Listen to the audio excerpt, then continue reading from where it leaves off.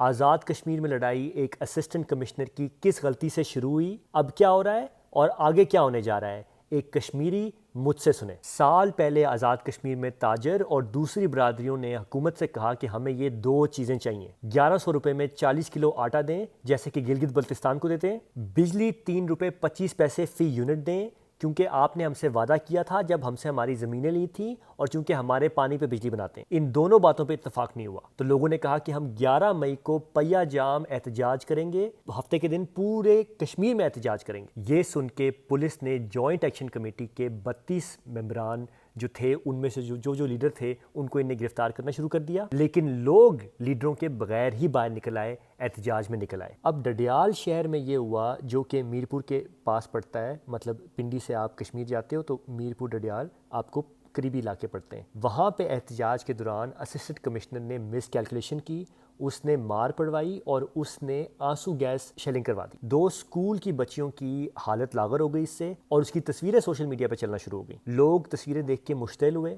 اور انہوں نے اسسٹنٹ کمشنر کو مارا بھی اور اس کی گاڑی جلا دی۔ ڈڈیال کی بچیوں کی تصویریں پورے کشمیر میں چلی اور یہ ایک بڑی وجہ تھی جس وجہ سے غصہ پورے علاقے میں بڑھا اور احتجاج شدت پکڑتا گیا۔ دیکھیں، احتجاج نے شدت پکڑنا ہی تھا کیونکہ یہ بڑے عرصے سے یہ ڈیمانڈز کر رہے ہیں، سال سے یہ باقاعدہ تحریک چلا کے ڈیمانڈز کر رہے ہیں، اس سے پہلے بھی یہ ڈیمانڈز تھیں، تو یہ ہونا تو تھا ہی، لیکن یہ جو آپ نے مس ہینڈلنگ کی سچویشن کو، اس کی وجہ سے یہ اس میں تھوڑی آگ زیادہ لگ گئی۔ اچھا، ڈڈیال سے اب لوگوں کا قافلہ نکلا مظفر آباد کی طرف، اور صرف ڈڈیال نہیں، کوٹلی سے بھی لوگ نکلے مظفر آباد کی طرف، لیکن مظفر آباد جانے سے پہلے انہوں نے راولا کوٹ کا رخ کیا۔ راولا کوٹ یعنی پونچھ۔ حکومت نے سڑکیں اکھاڑ دی تھیں، پتھر ڈال کے بلاک کر دی تھیں، مگر کچھ بھی کر کے مظاہرین کو روک نہیں سکے۔ تصادم بڑھتا گیا، 27 لوگ صرف کوٹلی میں زخمی ہوئے۔ حکومتی سائڈ سے 2 D S P, 1 sub inspector, 1 A S I اور 1 ہیڈ کانسٹیبل زخمی ہوئے۔ میرپور میں بڑا افسوسناک واقعہ ہوا، 1 سب انسپیکٹر مارا گیا۔ اب ہم ایک مشکل موڑ پہ کھڑے ہیں، مظاہرین راولا کوٹ جا رہے ہیں۔ راولا کوٹ مشہور ہے اپنے حقوق کے لیے لڑ مرنے کے لیے، میں خود راولا کوٹ سے ہوں،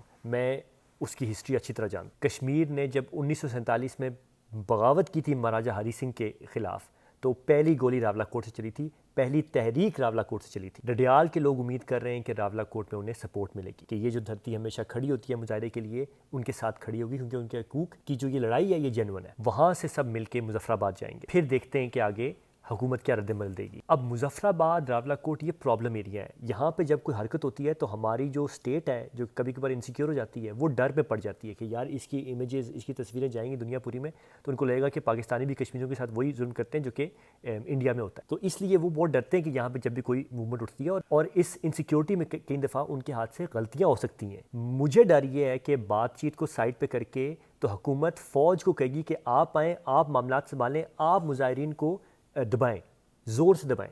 یہ ڈر مجھے اس لیے بھی زیادہ ہے کیونکہ اس وقت وزیر اعظم آزاد کشمیر عوام کا نمائندہ نہیں ہے۔